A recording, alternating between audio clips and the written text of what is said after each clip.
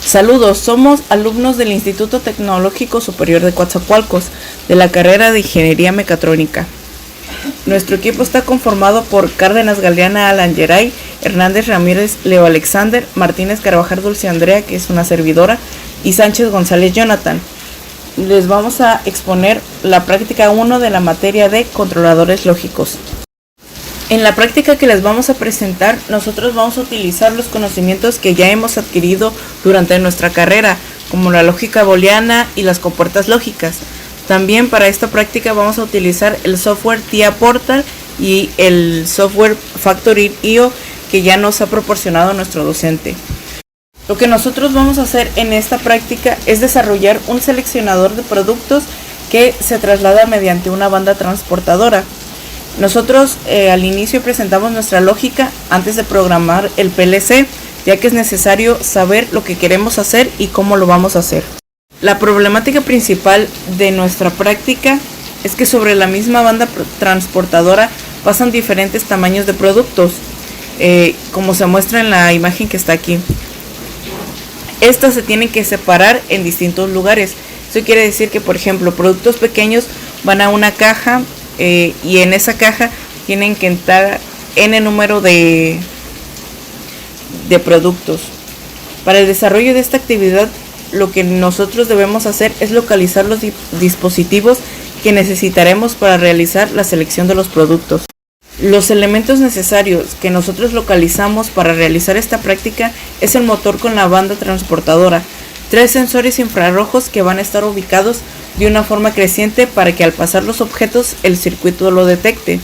Esto dependiendo del tamaño del objeto, y por último utilizaremos 2 actuadores que al momento de ser detectado un objeto del tamaño específico, este abrirá y empujará a un lado el objeto para ser seleccionado en el área específica. Y así con el otro actuador. Usamos 2 actuadores ya que estos objetos más pequeños solo los dejaremos que concluya el trayecto de la banda transportadora para que así estos se acumulen en un almacenador al final de la carrera de la misma banda. A continuación mi compañero Alan les sigue explicando más detalles sobre esta práctica.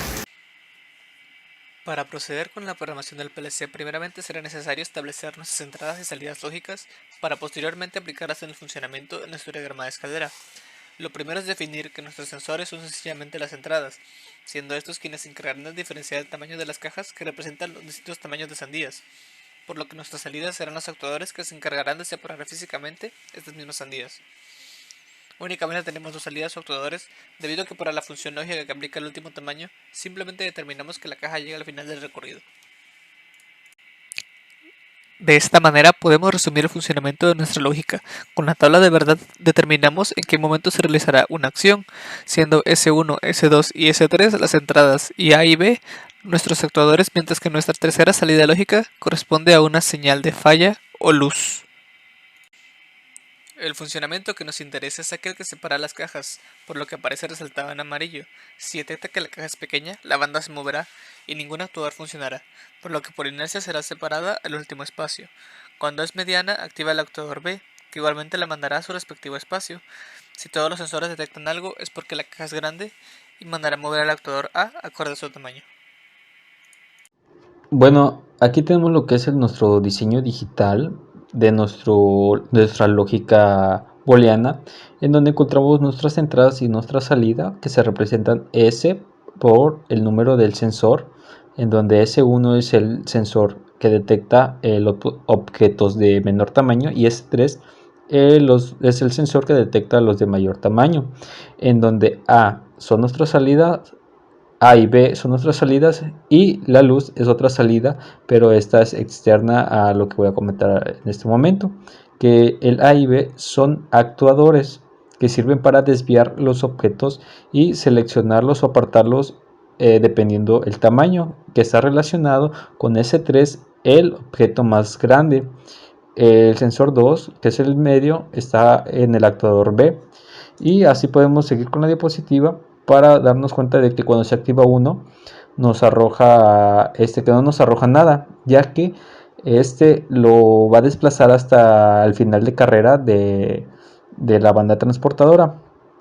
Y ahora si vemos en la siguiente diapositiva, vemos de que cuando se activa debe ser activado de manera secuencial, o sea que no puede ir a activarse el último o el más grande sin que se activen los primeros dos. Y vemos de ahí en nuestro dispositivo, o bueno, nuestro diagrama de nuestro diseño digital, de cómo es que se activan y que se activan los actuadores dependiendo la ubicación de bits o lógica booleana. Y bueno, eso sería todo de mi parte. A continuación mi compañero les va a enseñar lo que es este, la representación o la simulación de esto. Buenas tardes, mi nombre es Hernández Ramírez de Alexander y a continuación voy a explicar nuestro lenguaje escalera para nuestro código de programación de selecciones sandías. Recordemos que este programa consiste en separar tres tipos de sandías: sandías grandes, medianas y pequeñas, cada una con diferentes cajas, y esas cajas tienen un límite de sandías que puede contener. La primera, que es para las sandías grandes, solamente puede contener 5, para las medianas solamente puede contener 7 y para las grandes solamente puede contener 10. Y una vez que se consigan, que se llene alguna de las cajas, se tiene que parar el proceso para sustituir el elemento, ¿no?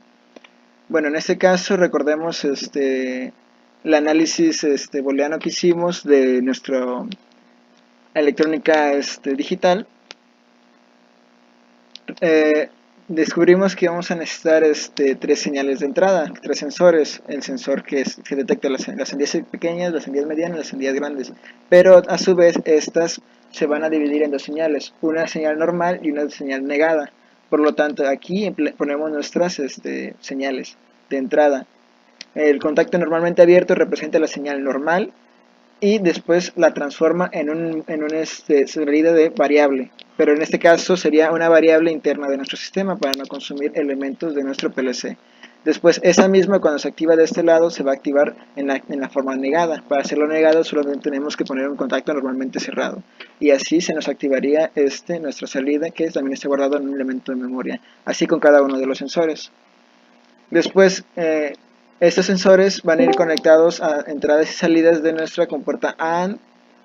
La primera, que en este caso sería la señal de entrada grande y la señal de entrada mediana, es decir, sensor grande y sensor mediano, pero sensores no negados, o sea, sensores normales, lo cual nos llevaría a una variable de cálculo. Y lo mismo con la compuerta AND número 2 y la compuerta AND número 3. Recordemos que para hacer una compuerta AND son dos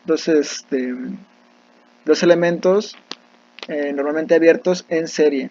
Estas tres compuertas se almacenan en unas variables de memoria y después se juntan todas en la compuerta OR, que esta compuerta es básicamente la que hace las sumas de estas, y si alguna de esas se enciende, nos manda a un sensor de falla. Esto lo hacemos porque si de los tres sensores se activa el segundo pero no se activó el primero, quiere decir que nuestro primer sensor está fallando.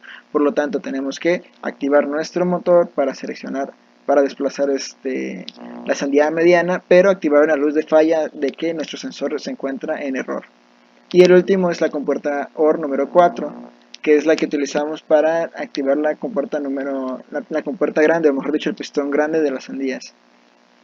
A esas, en lugar de ir directamente a mover el motor, como recibe un tiempo en lo que pasa por las señales del sensor hasta donde se tienen que desplazar con los pistones, las mandamos a una variable auxiliar de cálculo también dentro de la memoria del sistema, y esas las llevamos a nuestro retraso, a nuestros timers. Por ejemplo, la compuerta número AND 4 le manda la señal a un auxiliar número 2, 3, y así con cada una. Por ejemplo, el